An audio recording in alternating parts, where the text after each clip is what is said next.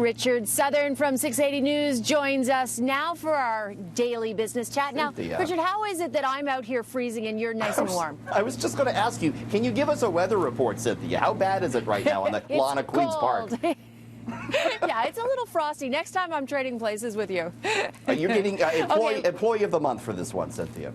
Aw, thank you. Well, with Adrian and everybody else, too. Oh, that's right. So Someone had a big let's start scoop with today. Anyways, go on, Cynthia. Go on. Yes, he did. He did. Well done. So listen, let's start with the Disney Channel. I mean, I had two girls, and we loved watching all those Disney movies, but now the Disney Movie Channel has debuted with some glitches today. Yeah, somebody said maybe it was kind of a Mickey Mouse start for the Disney service. Oh. It's called, it's called Disney Plus, and there were technical glitches this morning when it launched. A lot of people got error messages instead of seeing all the content on there. It may, though, speak, Cynthia, to big demand for the service. I mean, there's a lot on there because Disney owns so much. So there are those old classic movies you talked about, your Snow Whites, your Pinocchios, but they also have the entire Pixar and Marvel catalog and all the Star Wars movies. There's also all 30 seasons of The Simpsons available on there, Sin.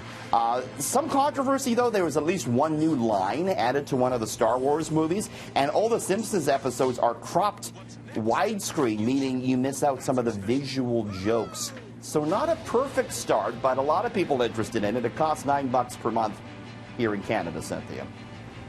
So it's really interesting because it's completely changing the business model, isn't it? And these old reruns can be quite lucrative for somebody. Well, everyone has the streaming service, and you need to have something on it. Content is king. And so, yes, all these old shows are going for big money. The Big Bang Theory, believed to have sold for anywhere between $600 and $1 billion to HBO Max. That's another streaming service that's coming up. South Park, all seasons of that show going for $500 million, also to HBO.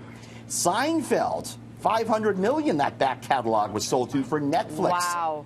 That's big money, Sin. There's only, that's big money. Yeah, I mean, how many seasons were there? Not, a ton, right? The Office going for $500 million to NBC's new streaming service, and Friends, $425 million for its back catalog. You got to have something to show on these, and so everyone's paying top dollar. Our chats, our back catalog of our chats, Cynthia, up for grabs if anyone wants it.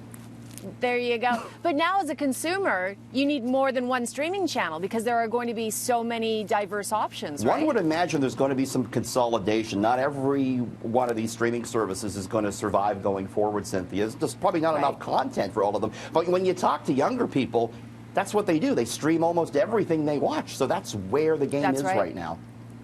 Absolutely. All right. Now, this next story is quite timely with holidays coming around the corner, and it seems Canadians are relying on their credit cards. Kind of no surprise, right? Yeah, and not many people are worried about it. I was kind of struck by some of these stats. That's why I wanted to bring them up. It's from Capital One. 60% of Canadians earning the same or less than last year, okay, but 48% are spending more. 32% say they've increased their debt over last year. Get this one, Sin. 1 in 4 use credit cards now to bridge the gap between paychecks, so using it to cover everyday expenses. It's not a good sign. Ouch. Despite all this, Cynthia, 44% say they feel they'll be out of debt in a year or two, so they're not too worried about it. And that's kind of been the story. Canadians are servicing their debt. They're paying the monthly fees, yet they're still packing it on. So some people look at that and they say that's indicative of maybe a slightly worse economy than what we've been led to believe we're looking at. Right, and many economists say we're in for another downturn soon because it's cyclical, right? It's true, and a lot of people who have the large debt loads could be caught out a little bit when that happens. They could be facing some big trouble when it comes to all that red ink. Right. All right. Well, we always end our segment with gas prices. What have you got for us tonight? No change for the price of gas tonight, Cynthia. Stay tuned. Coming up just after 6:30, I'm back. A very emotional scene on Jeopardy last night with Alex Trebek. If you missed it, we're going to play it for you. That and more coming up at 6:30. All right, Richard. We'll see you in the next hour. Stay warm, Sin.